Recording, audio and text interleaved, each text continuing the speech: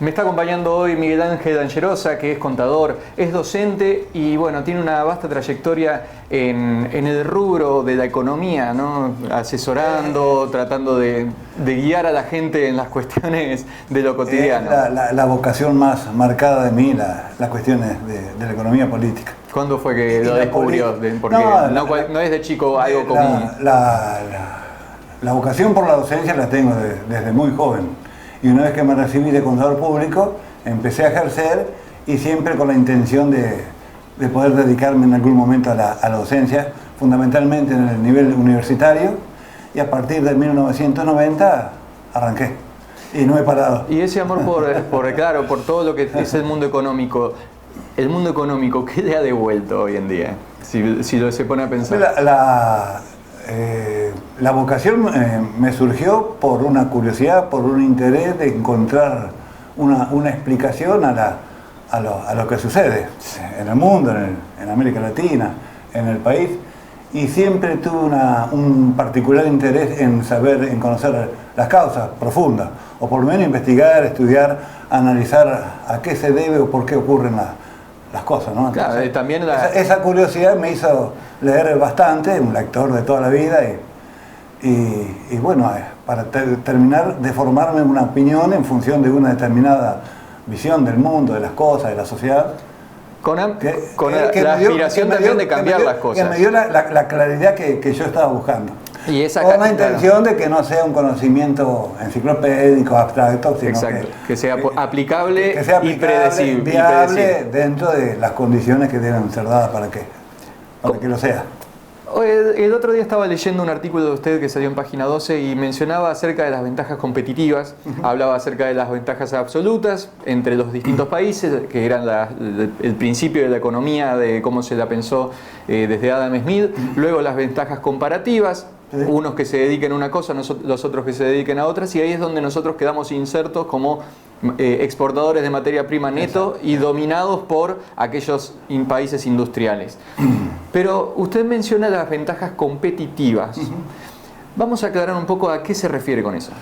Esos son tres principios más conocidos con respecto a la economía internacional y el comercio internacional.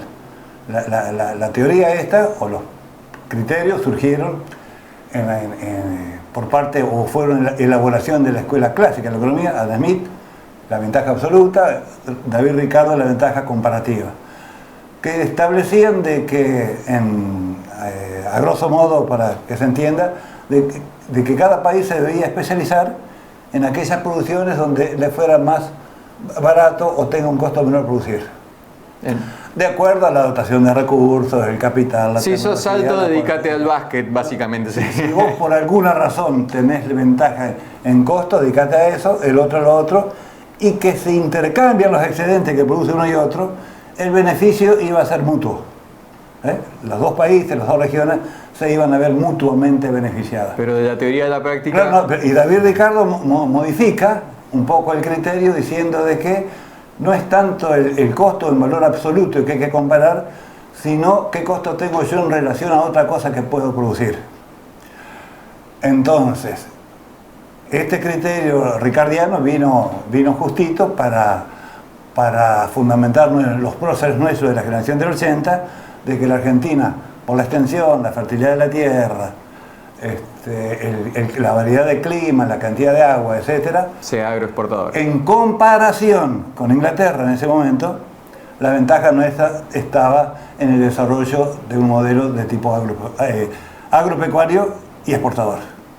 Y con ese criterio, que para nuestros próceres era un crédito económico, no se discutía, Inglaterra se reservaba la función de fabricar artículos industriales o manufacturados. Entonces va la madera, viene el mueble, va la lana, viene el pullover, va el cuero y viene el zapato. A la larga, una corriente de pensamiento económico surgida acá en América Latina, cuando se crea la Comisión Económica para América Latina, que el primer secretario fue un argentino, Raúl Previs, critica esta posición demostrando estadísticamente, con un análisis de muy largo plazo, de que los productos, materias primas, commodity, como se dice ahora, en el largo plazo tienen una tendencia a bajar de precio y los industriales a subir, entonces cada vez necesitábamos producir y exportar más bienes para seguir importando el mismo. En algún momento la balanza comercial, o sea, entre lo que exportamos y lo que importamos, se vuelve deficitaria, surge la necesidad de endeudarse para cubrir ese déficit, o sea que, y atrás de la dependencia económica vino la dependencia financiera, la dependencia tecnológica, incluso una dependencia de tipo militar. Esa relación de dependencia y de modelo de desarrollo impuesto desde 1880 en adelante, que básicamente todavía sigue vigente, es en mi opinión donde está la causa profunda de los otros problemas como inflación, desempleo, etc.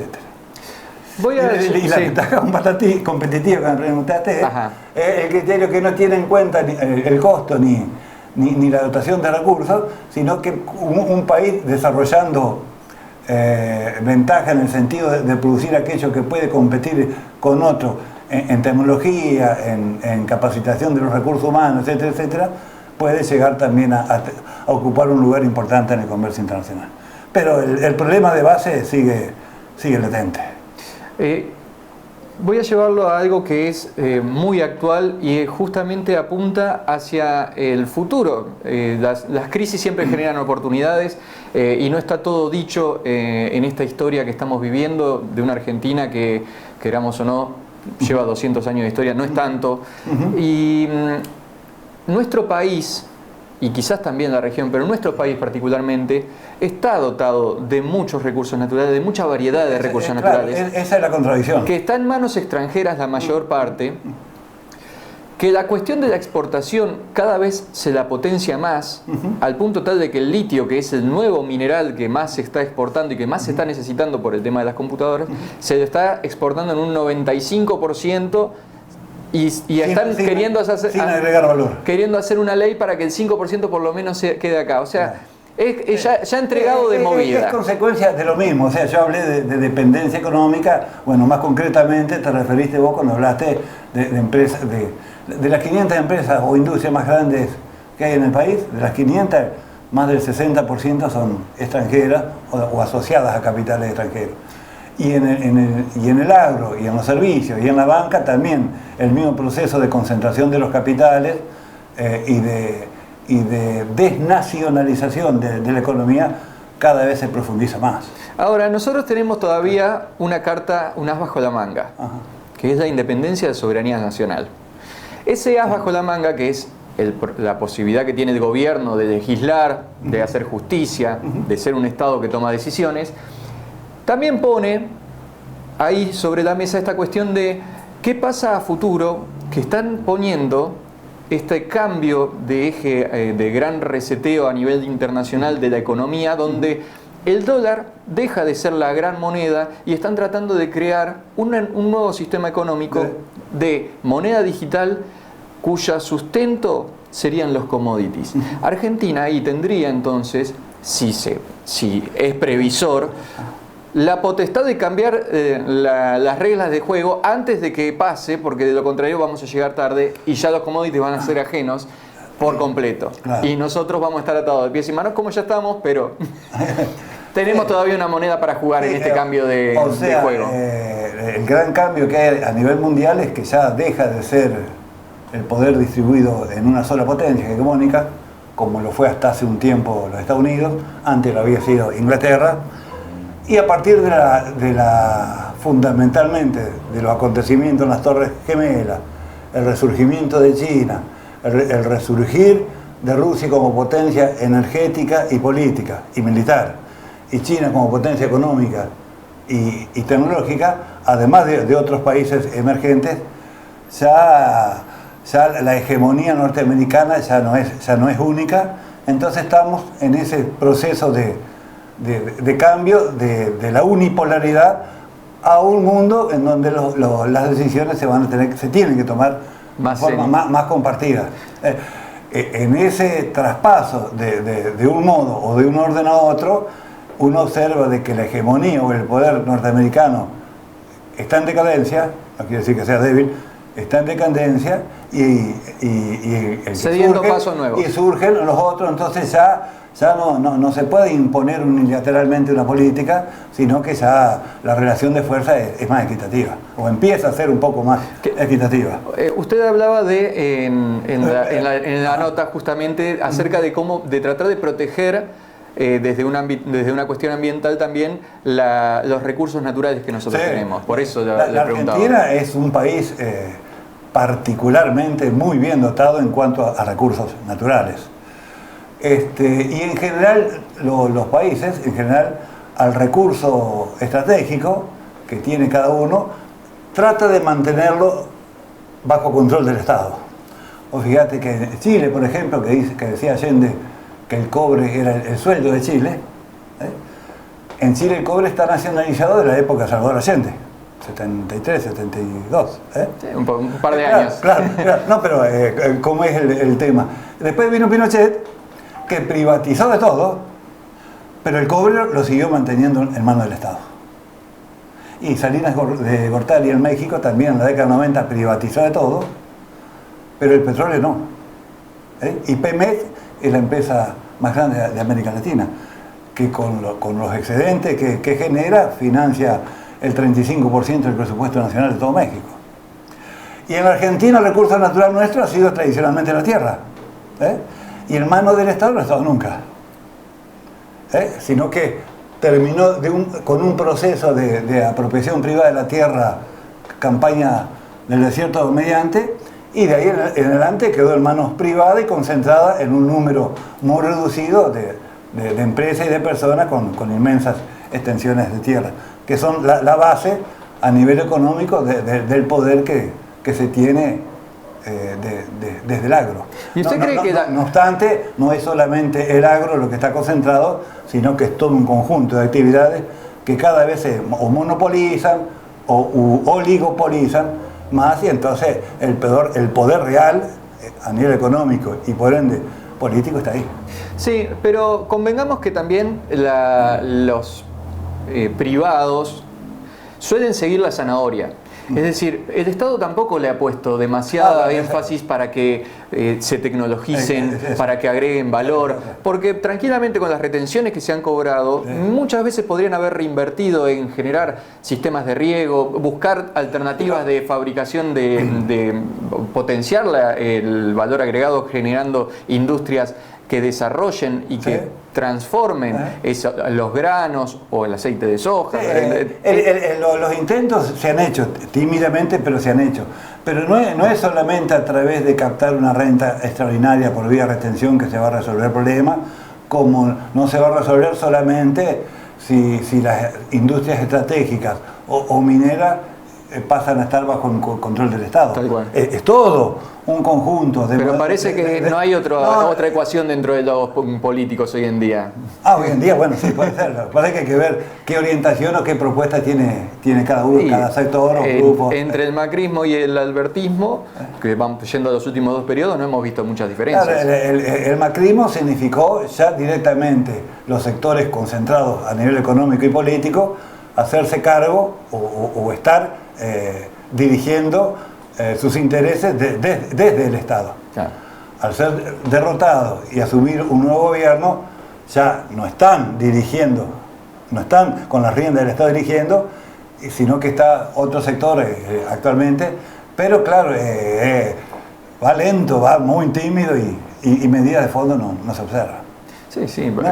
Bueno, o sea, surge el tema de Vicentín, prácticamente lo que le debía al Estado era lo que le costaba a la empresa, podría haberse nacionalizado o estatizado y desde el Estado tener un control sobre todo lo referido al comercio exterior en la hidrovía Paraná-Paraguay. Bueno, ingreso y me retiro. Audito el tema de la deuda externa y termino pagándola con determinados arreglos. Entonces, y consagrándola incluso a través del Congreso. Entonces avanzo, retrocedo y... Sí, pero se avanza un paso y se retroceden 5. Y no se va al fondo. No, la crisis o la situación o los problemas son tan graves que irremediablemente hay que tomar medidas de fondo. Pero para empezar a tomar medidas de fondo que apunten a un desarrollo económico, político, social y cultural independiente, profundamente democrático, soberano, etcétera, etcétera, se requiere a nivel político en la sociedad de un caudal político o de personas que eso no está presente en este momento, que empuje en ese sentido, porque las resistencias que hay que enfrentar son muy grandes. Cuando hoy hablan acerca de la dolarización como una solución al problema de la inflación, entendemos muy bien que la inflación está muy asociada, íntimamente asociada a la pérdida del poder adquisitivo. Por definición, claro. Por definición. Aumentan los precios, pierde el poder de compra el dinero. El peso nuestro. Claro. Y muchas veces dicen una gran falacia que es: la gente no quiere los pesos, no confía en el peso. Y yo diría que sí, la gente confía en el peso. Es más, es lo que ha hecho que al día de hoy no se haya ido por las nubes el precio, la comparación peso-dólar, porque está alto. Pero sin la confianza en el peso se va a la estratosfera directamente, recordando a un expresidente.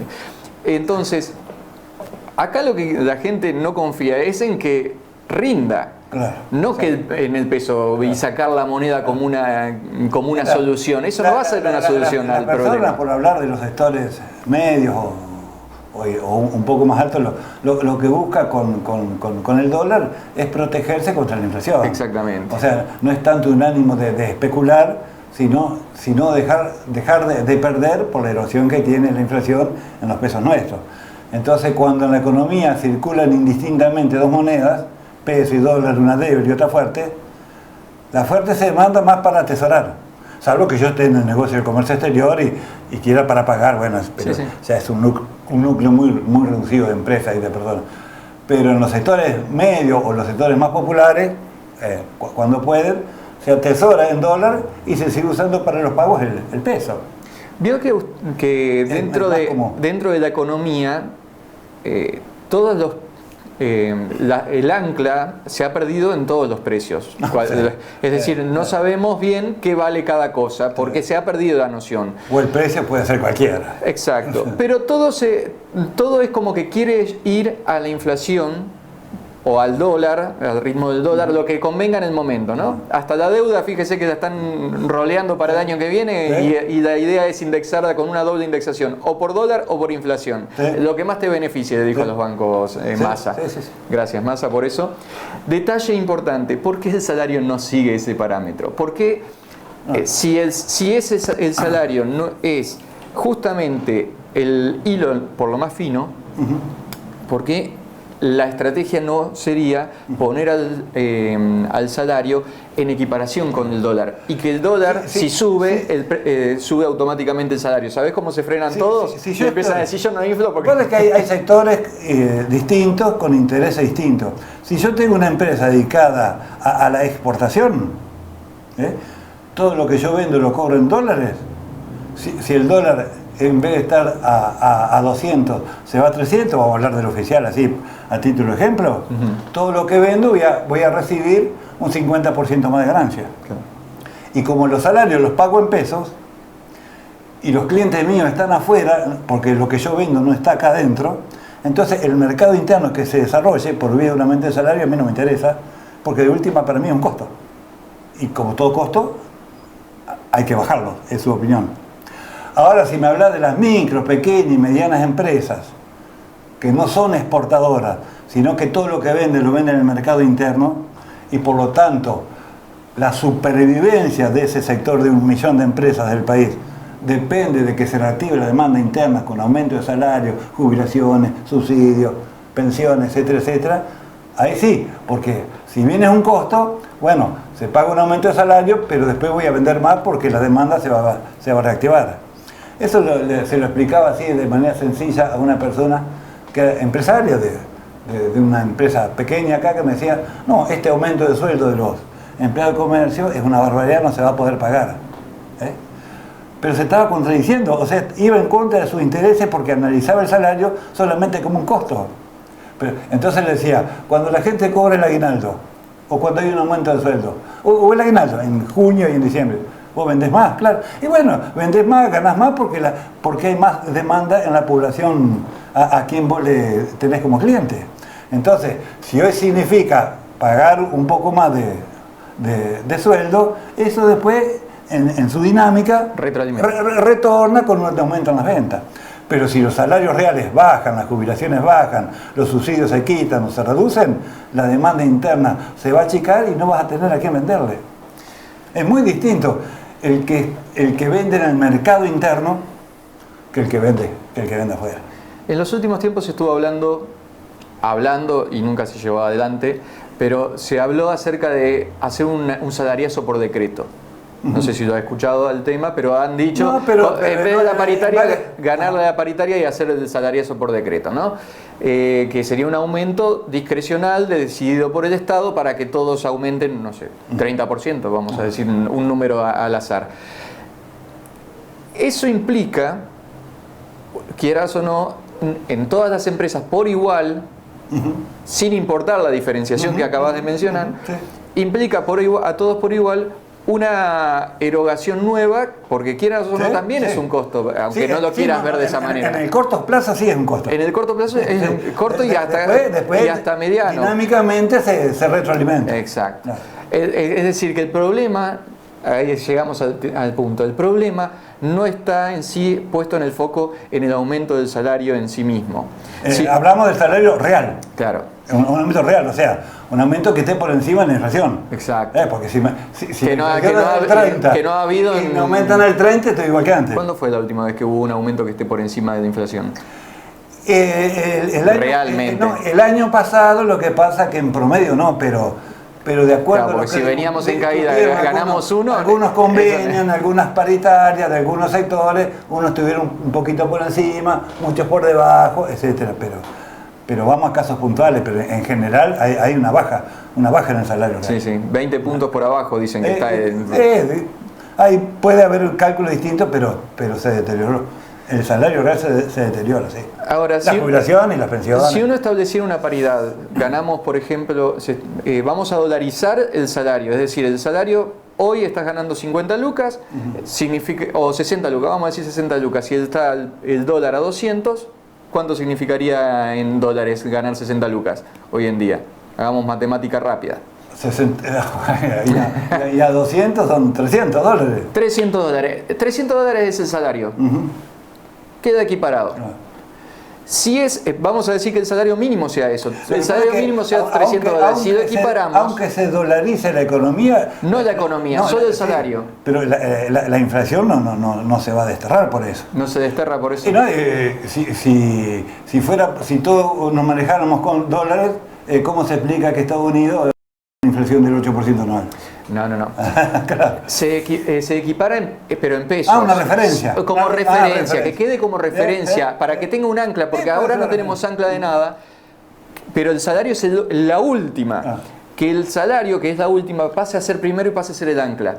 Entonces, todo lo que sea inflación... Se fijan en referencia al dólar. Exacto. Después habría que ver cómo varía la canasta familiar o los bienes que se consumen en función del dólar. Pero es más fácil porque sabés cuánto representa... Puede ser más fácil. Sabrías cuánto representa de tu salario se facilita un cálculo, gasto. Pero la cuestión de fondo de por qué se genera inflación, porque la inflación no es una ciencia oculta que no se sabe por qué, dónde surge ni por qué, sino que deliberadamente se genera, es una herramienta más que tiene el gran capital, por así decirlo, las grandes empresas, para seguir asegurando su rentabilidad o su tasa de ganancia.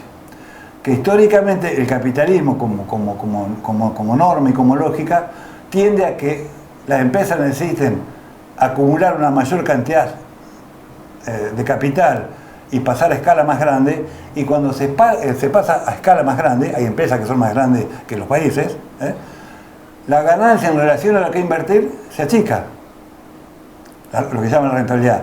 Entonces, para contrarrestar esa baja, que como tendencia tiene la tasa de ganancia en 100 años, 200 años de capitalismo, una manera de volver a tener rentabilidad es a través de bajar los costos por vía de bajar el salario real. Y porque si bien obedece a muchas causas la inflación, pero básicamente si aumentan los precios, lo aumentan las empresas que tienen poder en el mercado para poder hacerlo. Y una micro, pequeña o mediana empresa no define ningún precio de nada. Por eso a las grandes empresas también se las llama formadoras de precios. Agregar después la emisión monetaria, la devaluación, etcétera, etcétera. Pero arranca el tema ahí en los formadores de precios que si vemos alguna estadística y algunos estudios que se han hecho, los precios de esas empresas, 300, 400 en el país, en el año pasado han tenido aumentos mayores al nivel general de precios.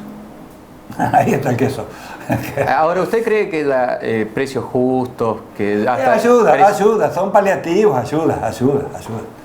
Un bono, la hora 12, la hora 18, un control de precios, que se acuerda un control de precios y resulta que después la mercadería que se debía entregar no está en las góndolas y te entregan la mitad. Bueno, sí, lo que pasa es que un control de precios es una medida transitoria, claro, que va a la consecuencia de la inflación. Un analgésico para el síntoma. Y no a la causa, y para que sea un poco más efectiva, dentro de otro modelo económico y político, debe estar acompañada de controles a nivel social más organizado, a través de sindicatos, comisiones internas, asociación de consumidores, defensa del consumidor,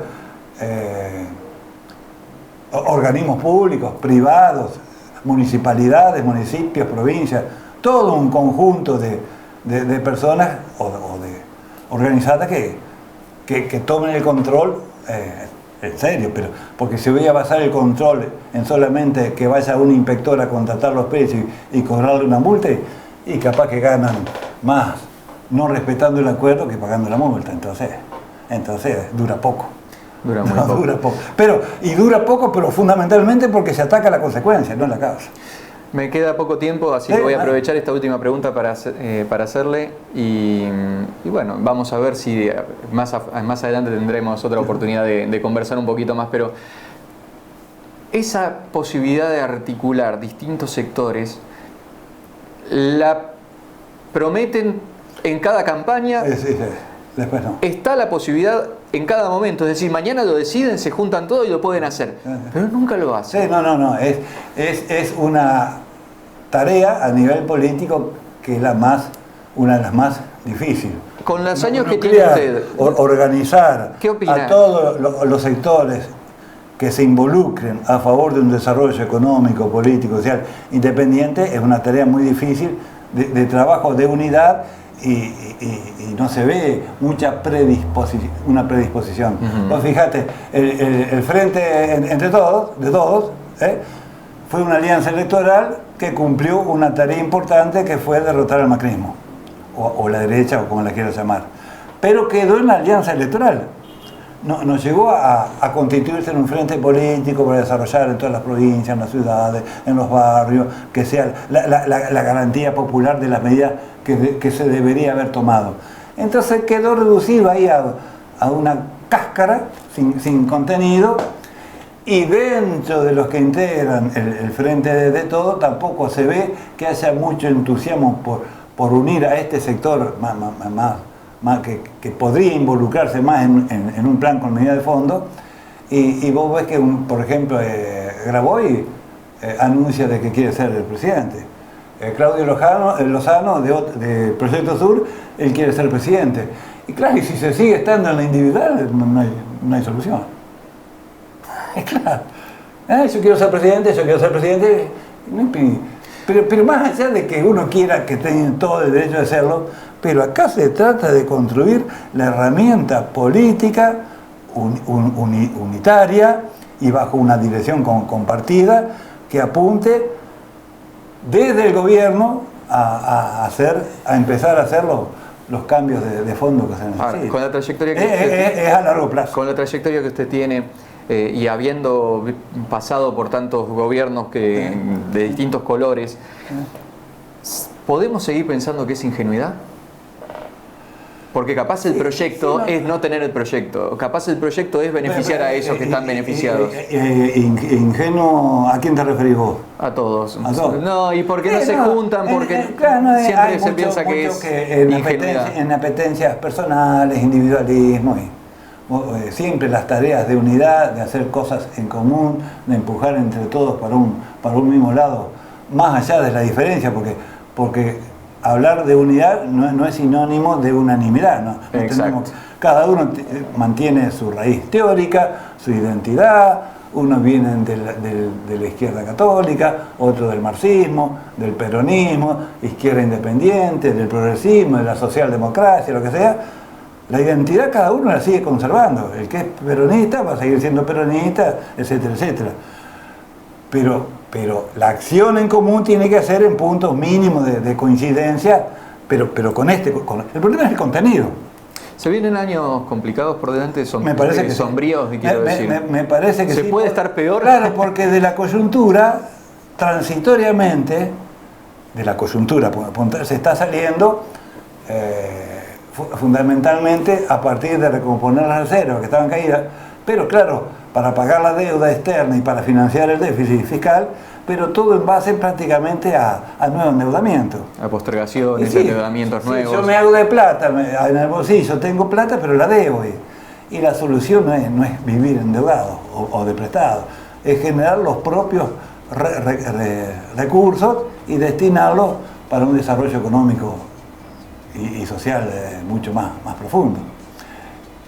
Y en ese sentido, de hacernos de los recursos más importantes que tenemos, como decía en Chile el cobre, en petróleo en México, nosotros básicamente a partir del desarrollo agropecuario. Gracias, Miguel Ángel. Pero, de nada. Así pasó entonces Miguel Ángel Angerosa por el programa del día de hoy. Ha sido un placer compartir esta charla con él. Espero que haya cada uno de ustedes también disfrutado desde su casa.